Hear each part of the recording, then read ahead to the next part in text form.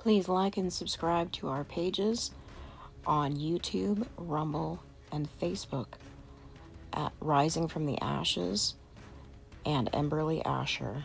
A Case for Slavery and the Birth Certificate. Do you believe you are a free and sovereign citizen? I'd like to take a few minutes and explain why you are not. Why you are actually a slave and why your mother, unknowingly, signed you over into a life of servitude to the government. In the year 1871, the United States government was insolvent. The country was on the brink of bankruptcy after fighting the Civil War.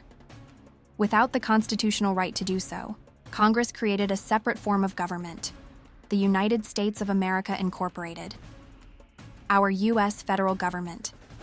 This was a strategic move with the by foreign interests, specifically Great Britain, under the rule of Queen Victoria and the Rothschilds of London, to buy our government here in the United States and reclaim rule here quietly. Because the bankers were not willing to loan a floundering nation money, certain stipulations were devised to again establish control over the USA. When the Act of 1871 was devised, they edited our Constitution that used to read, "The Constitution for the United States of America." That word "for" was edited to "of the United States of America," which changed the entire tone of the document, and new laws were put in place, including maritime law. This is where our story begins. We are all in possession of two documents to identify us each as a citizen. One, a birth certificate, and two, a social security number.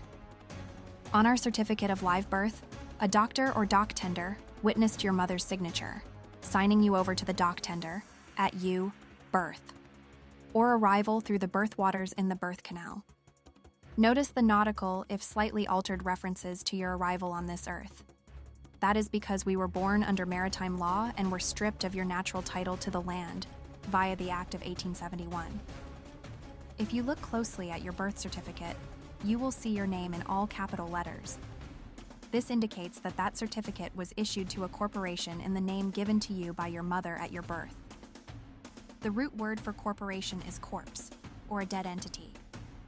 This certificate of identification you were issued is currently being traded on the stock market and is valued by how successful you are in your work environment.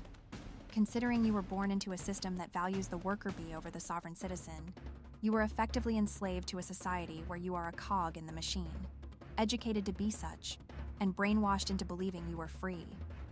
Why? A man named Edward Mandell House is credited with an ingenious plan, along with President Woodrow Wilson, to implement the Social Security system to enslave the public, as indentured servants, to the United States government to back a fiat currency. This effectively made all citizens, though our Constitution declares us free and sovereign citizens, slaves to the federal government in order to make our currency solvent.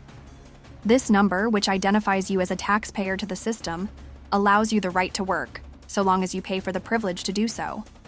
In order to get a job, you must show this identification number to show you are entitled to work in the system.